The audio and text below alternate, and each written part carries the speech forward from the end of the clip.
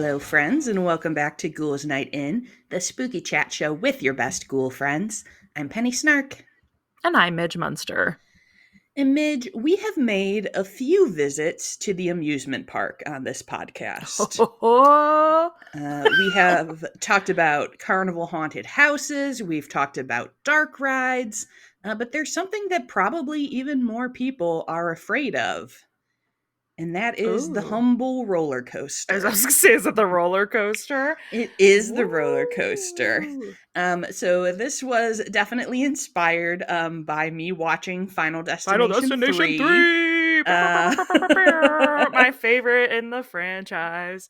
it was more solid than I was expecting. I was like, all right, you got some spooky times, and of course, it features a terrifying roller coaster crash, which made me be like, I should look into roller coasters and see how terrifying they are. Absolutely, of course. The normal reaction to have. The normal reaction. Are you afraid of roller coasters, Midge? I am not. I love roller coasters. Nice. I was afraid of them until I went on my first one, and then I Yep. became an adrenaline junkie. Yep. Yeah, I am definitely the same story. I was very nervous about them when I was younger. But by the time I hit high school, I was like, hell yeah. Yeah. So I grew up going to Six Flags Great America and the Wisconsin Dells. Obviously, Disney has some roller coasters too. And just definitely loved all of the adrenaline thrills that you can enjoy there. I did actually we'll talk about the actual details of it later on, but I did have a little bit of like a coaster nerd phase where I was like reading about like the cool new things that were opening up. I remember you, Midge, who is here in the recording with me. For those who don't know, we can put like little subtitles under our names, Oh, and yes, sometimes yes. we do ones that are thematically relevant to the episodes. And mine today is Raging Bull, which is a coaster at Six Flags Great America. Okay. I was waiting to see how it would appear. Mm-hmm.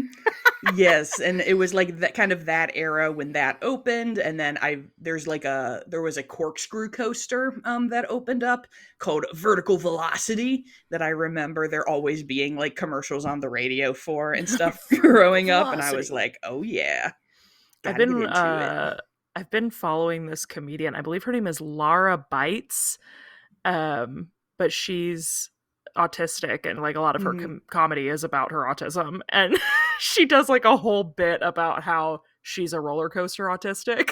And she's like trying to find other people in the audience that are like as excited about talking about roller coasters as she is, and I was like, man, I really feel that spiritually. Hell yeah. Relatable.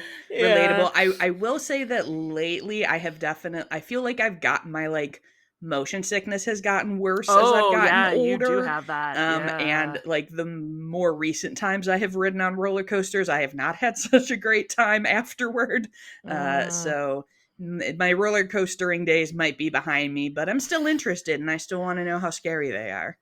The most recent one I went on was our family trip to Universal back in like I think that was last April. I went on the Velocicoaster Mm. in like Jurassic Park land, and holy hell, that is the fastest little guy. It is so fun, and spilling personal tea on the pod. My mother-in-law had like a cardiac event a couple days before, and she was like, "No, hell yeah, let's go on the Velocicoaster."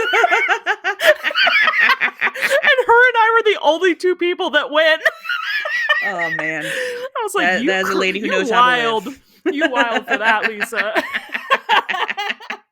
Oh my gosh, I love that. So let's get into it. So the fear of roller coasters is officially called, well, works actually quite well with this roller coaster you were on. It's Veloxrotophobia. Oh, well, there you go. But most people just say coaster phobia because that's a lot easier, I think. Yeah. uh, so some of the things that are connected to a fear of roller coasters is, of course, a fear of heights, claustrophobia, being kind of tucked into a little car, and vertigo.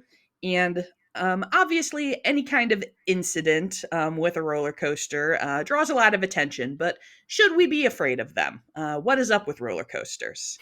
Uh, What's the deal with roller coasters? exactly. So there's definitely a lot of overlap between the history of roller coasters and the history of dark rides, which we Mm-hmm. have discussed on this podcast. I'm sure you are not surprised that roller coaster people have a lot of details about the history of roller coasters. We're just going to keep Mm-hmm. it pretty quick and dirty today, so there is more to dive into if you would really like to follow all of the kind of If minute you'd like to advancements in follow coaster the serpentine technology. sluice way of Exactly. roller coaster history. But it is generally agreed that kind of the original precursor to roller coasters was built for none other than Catherine the Great, way back in the Really? 1750s. So this was called Riding Mountains in Russian. Obviously, I'm not going to try and say it in Russian. No, please do. But this was a trail of ice slides that were built outside the palace that you could sled down. Um, and there were 5 hills as part of this trail, but because of the momentum, you'd go over all of them in a single ride, which that sure sounds like a roller coaster to me. I'm actually remembering in the show The Great, there's in the second season, there's like a Oh, do they show scene. it? It's not this though. It's literally like a small scale roller coaster. She brings like a arts and sciences Mm-hmm. fair to like get the people on her side more or less. And yeah, there's like a guy who built a roller coaster.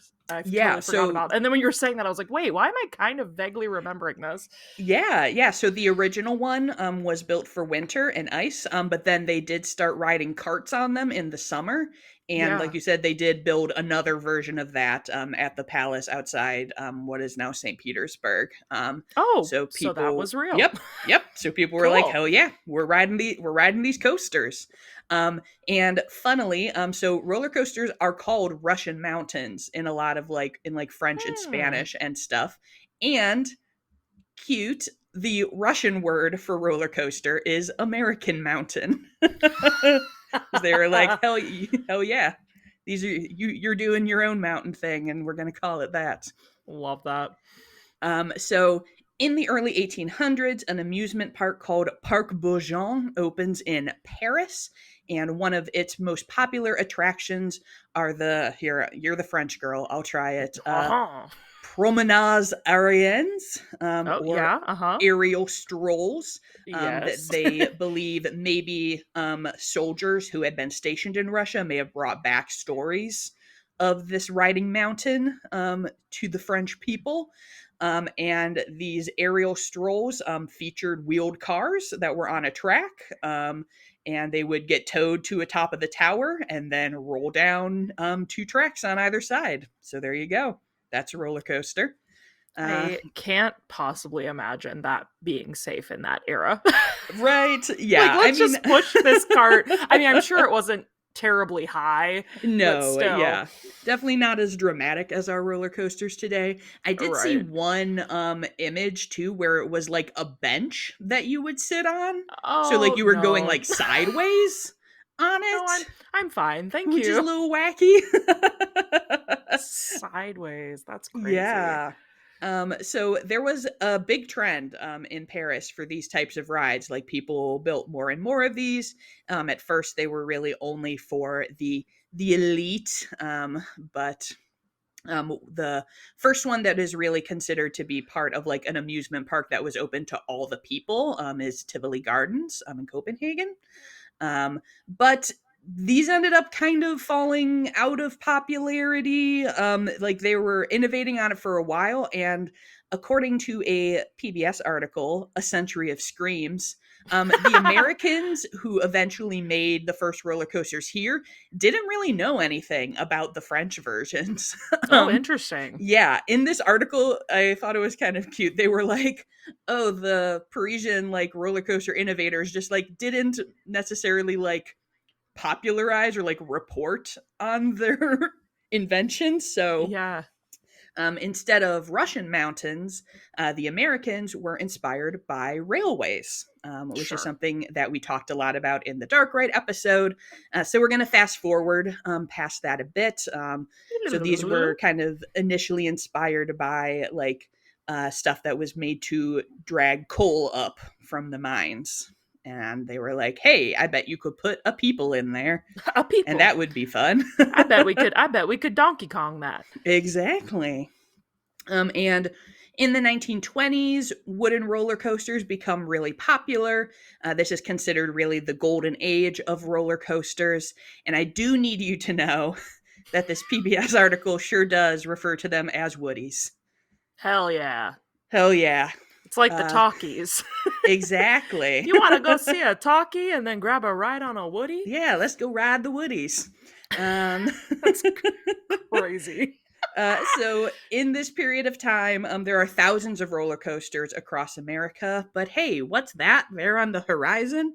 It's the Great Depression. Wah, wah. Wah, wah, wah. So with the Great Depression and World War II following that, people are not going on roller coasters. They're not really going to amusement parks. There's no amusement to be had. There is, no one's amused.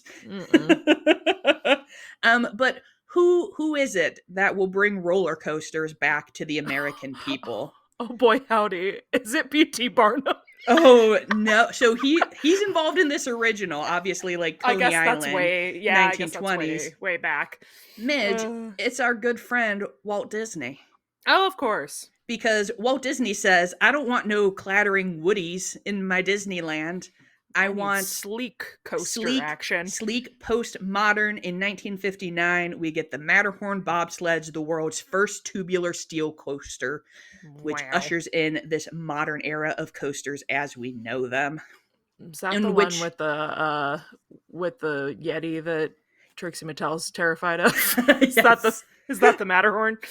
I don't. So I think she's specifically afraid of the Yeti on Expedition Everest. But the Matterhorn is pretty spooky, and that makes the Matterhorn is obviously the world's longest operating steel coaster because it is still in operation. It was the today. first. Yeah. Yep, we made it, and we're like, let's keep going.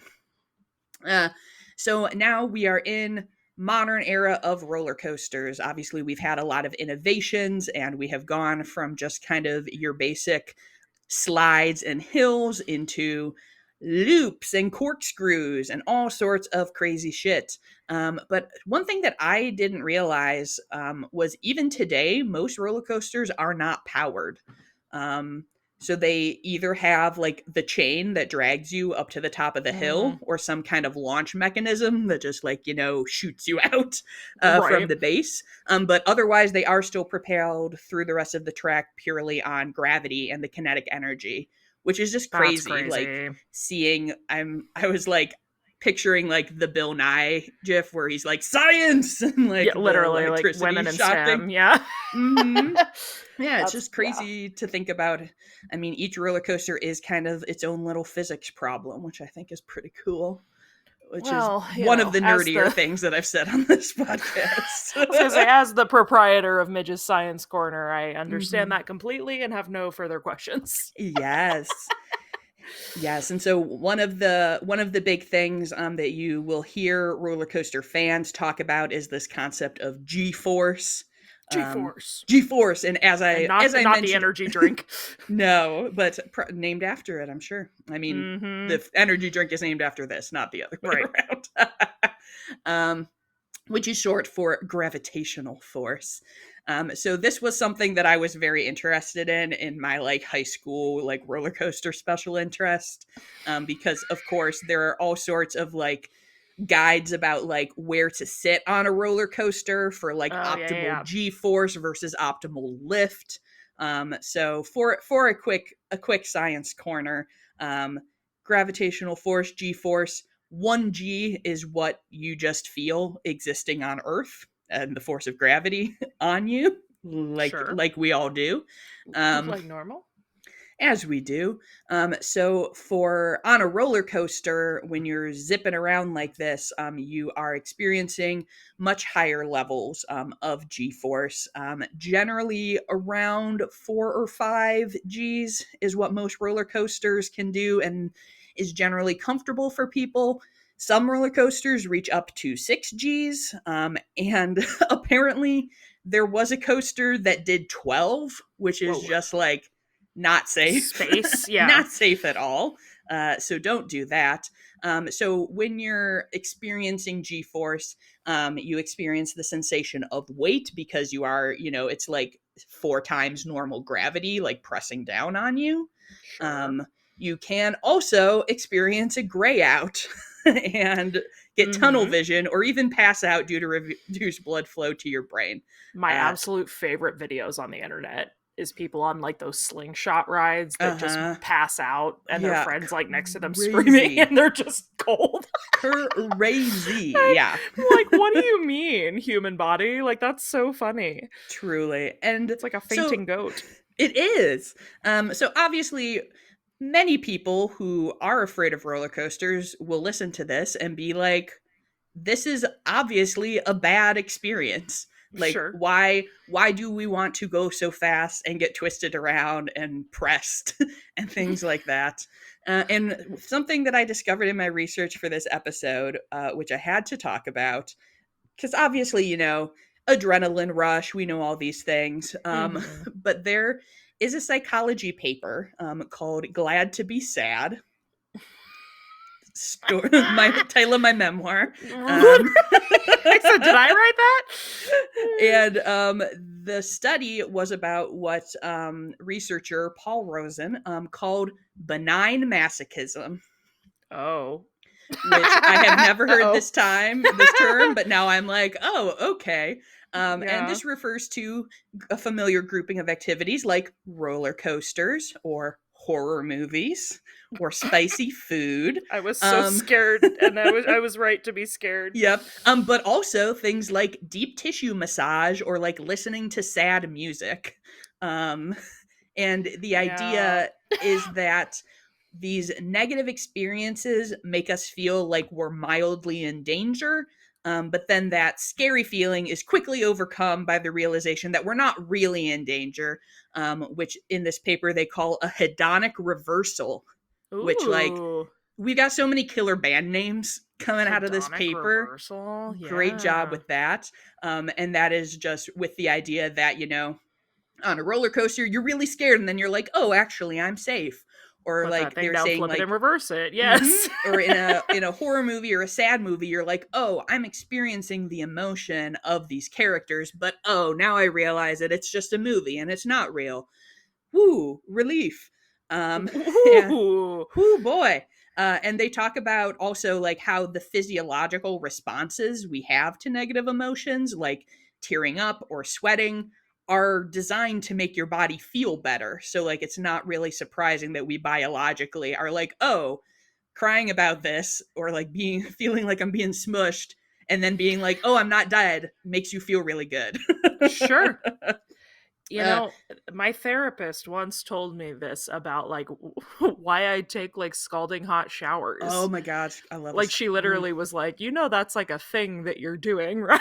And I was like, wait, Yeah. what? Oh, what? Or like tattoos. Same with Yes, tattoos. tattoos for sure. Uh-huh. Hmm.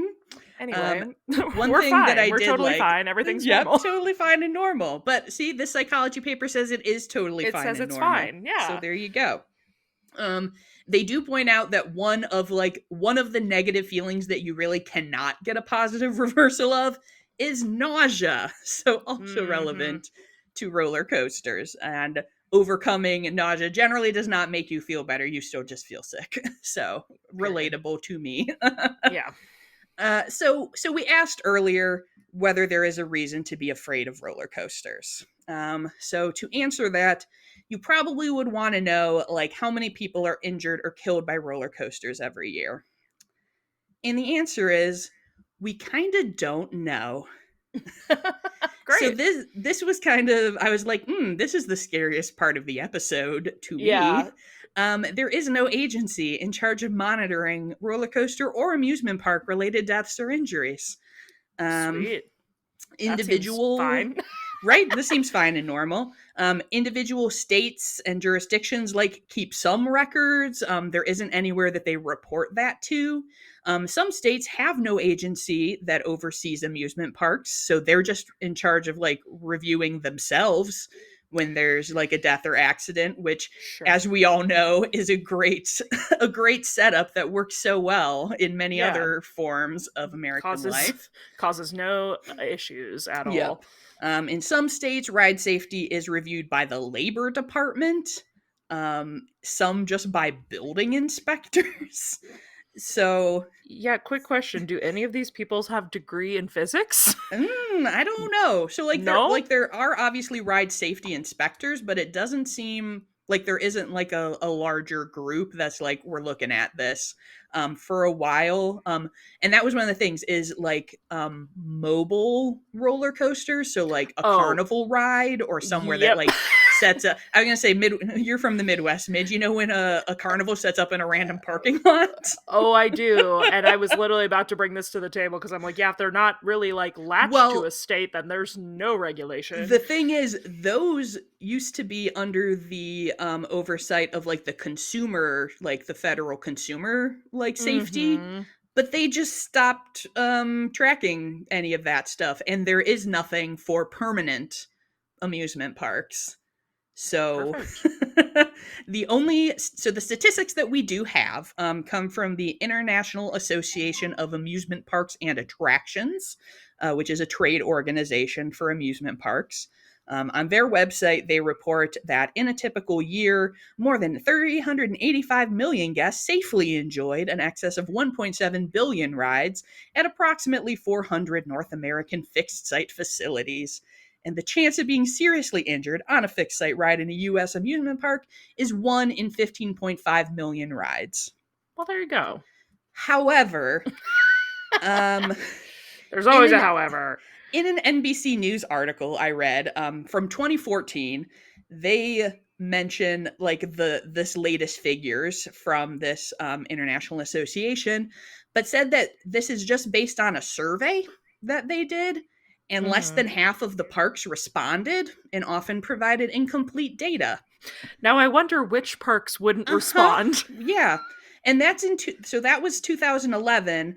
On the website today, you have to be a member of the association to view the Mm-hmm. safety report. So I was not able to review whatever their most recent safety report was. So I don't know how up to Intrigue. date their figures are or how well done or accurate their survey was. So that's just given me some question marks. And It gives pause for sure. it Yeah. gives some pause. Obviously, we do hear on the news when there are accidents at amusement parks. It is something that is statistically rare.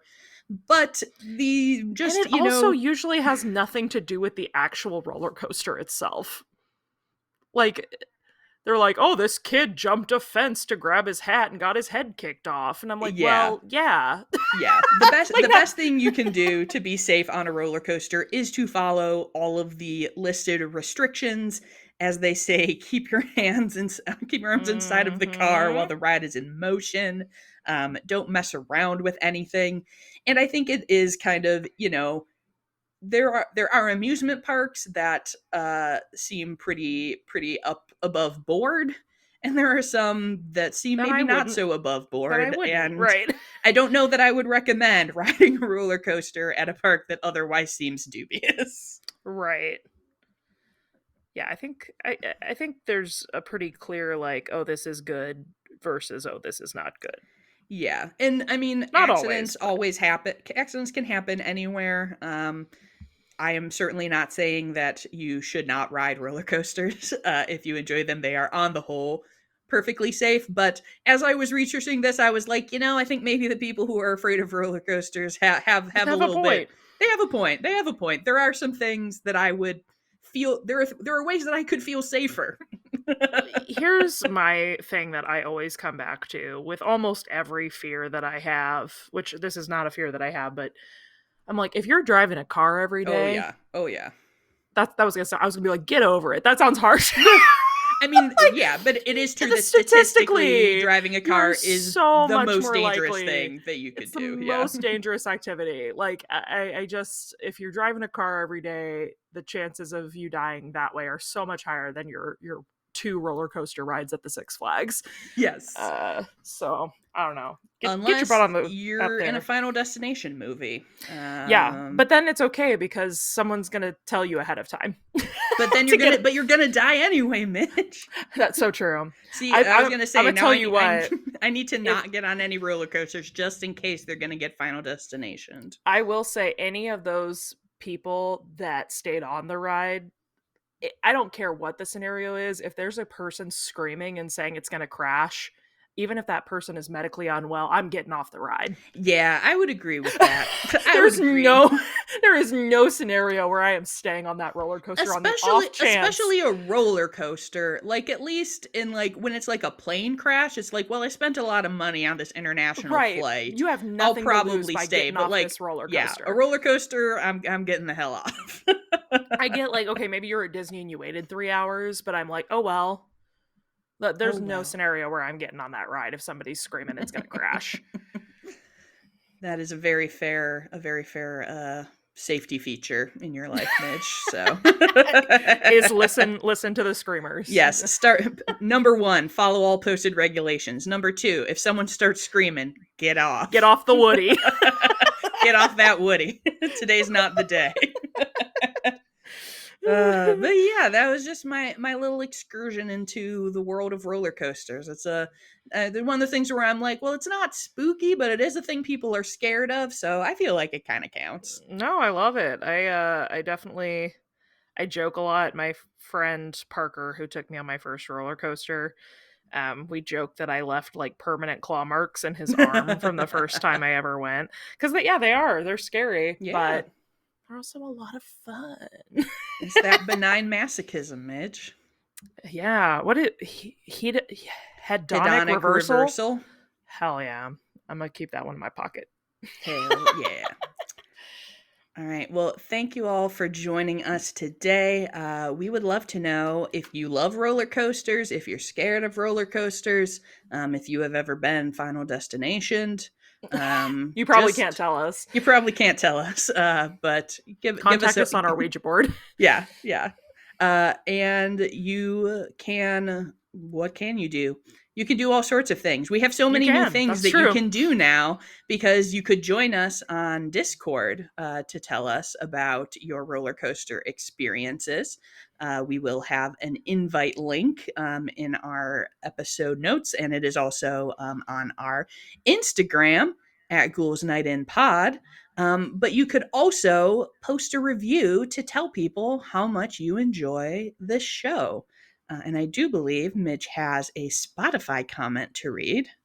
Yes, I do. So if you're not aware, you can now leave comments on Spotify, and we do see those as well. So this is one from Bethany, who said, "Hey, ladies, I absolutely love your podcast and have been binge listening. I can read. Uh, I relate to this particular episode so much, which was our Twilight Zone episode, since my dad introduced me to the Twilight Zone as a child, and I've loved it ever since. Keep up the good spooky work. Jack-o'-lantern, spider, bat." Hell yeah. Thanks, Bethany. Thanks, Bethany.